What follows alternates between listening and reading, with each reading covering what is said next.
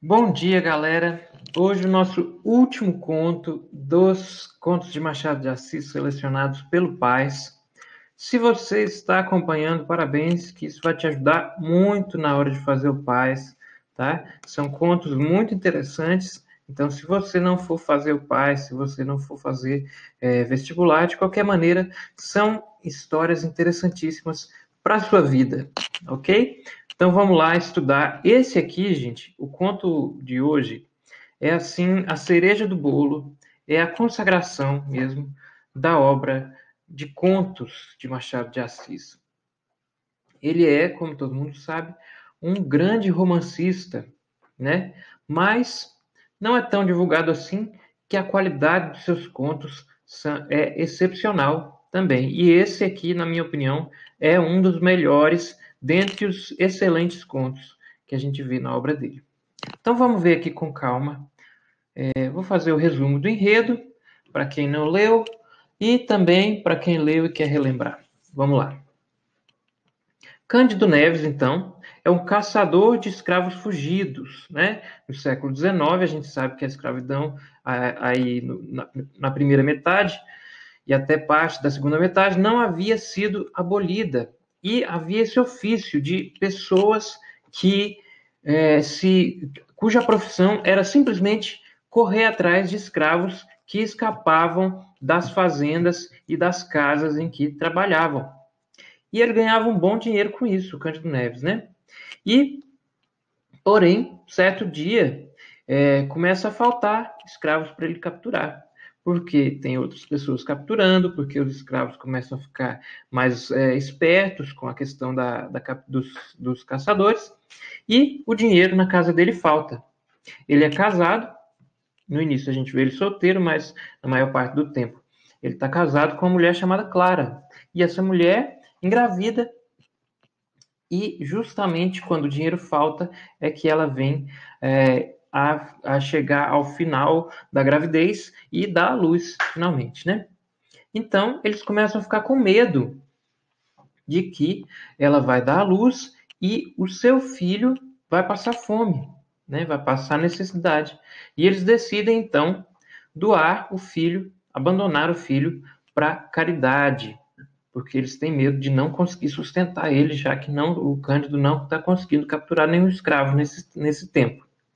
Aí ele leva o filho dele para entregar lá na porta da instituição de caridade e quando ele vai fazer, ele vê uma escrava fugida. Ele deixa então o bebê com uma pessoa qualquer lá, fala, segura aqui para mim e sai correndo atrás da mulher, da escrava fugida.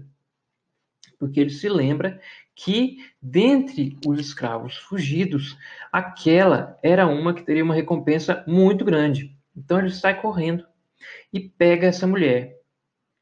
Só que quando ele consegue capturá-la, ele percebe que ela está grávida. E ela luta desesperadamente por sua liberdade. Ela luta desesperadamente e nessa luta, para se libertar, ela aborta o seu filho.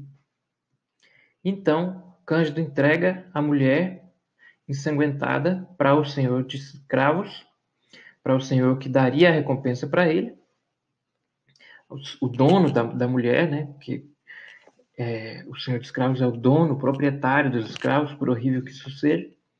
Então, o senhor de escravos dá o dinheiro ali, um bom dinheiro para o Cândido Neves, e ele pega o seu filho que ele tinha deixado com uma pessoa desconhecida por uns instantes, pega o filho e agora ele vai ter o dinheiro suficiente para sustentar esse menino, pelo menos por enquanto.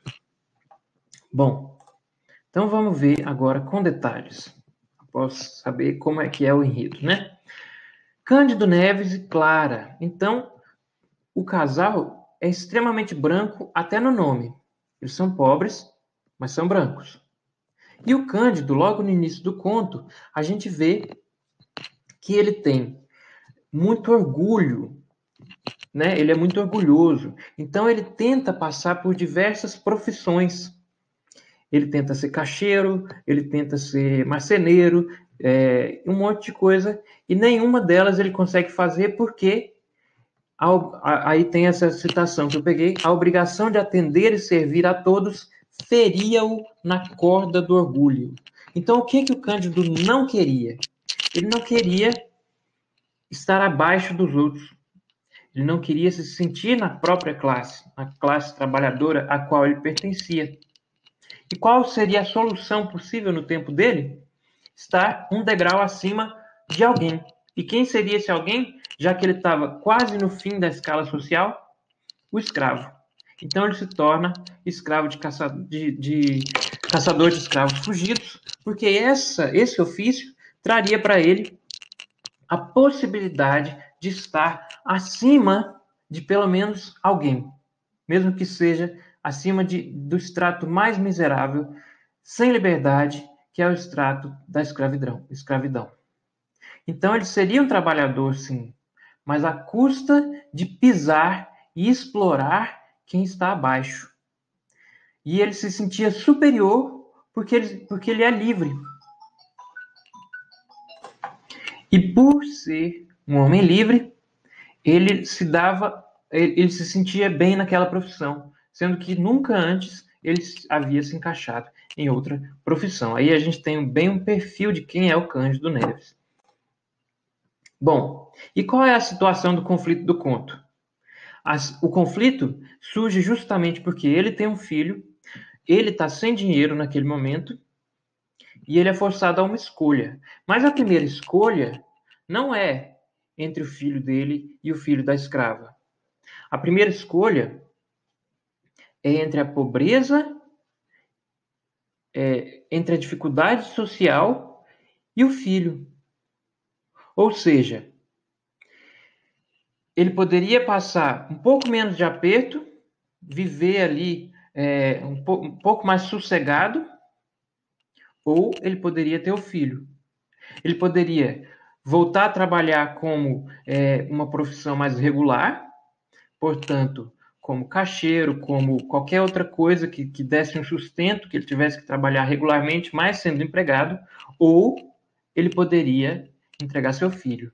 E o que ele escolhe entre essas duas coisas? Ele escolhe entregar seu filho. Tá. E quando ele vai entregar o filho, ele vê, então, uma situação que salva ele dessa escolha. Como se ele nunca tivesse precisado escolher entre a vida do filho e o conforto social. Então, o que ele vai fazer? Ele é forçado a uma nova escolha. Porque quando ele captura a escrava, ele descobre que ela está grávida. E ela luta tanto, e ele resiste tanto, que ele acaba forçando o aborto daquela mulher. E fica, então, a história: o pai, Cândido Neves, contra a mãe, a escrava Armida. E quem é que prevalece? O pai, o branco. O pobre, mais livre e branco. E essa situação que o Machado de Assis cria faz a gente ver o quê? Que a sociedade não é simplesmente uma exploração do rico contra o pobre, mas o pobre também explora o mais pobre. Então é uma sociedade da exploração de todos contra todos. O pobre explora o escravo, assim como o senhor de escravos explora o pobre, explora o escravo. Todos contra todos, mas principalmente quem leva a pior sempre, quem está mais abaixo na escala social. É isso, minha gente. Um conto extremamente triste, mas que faz a gente refletir bastante sobre os nossos tempos, não é mesmo? Então, é isso aí. Bons estudos e um grande abraço.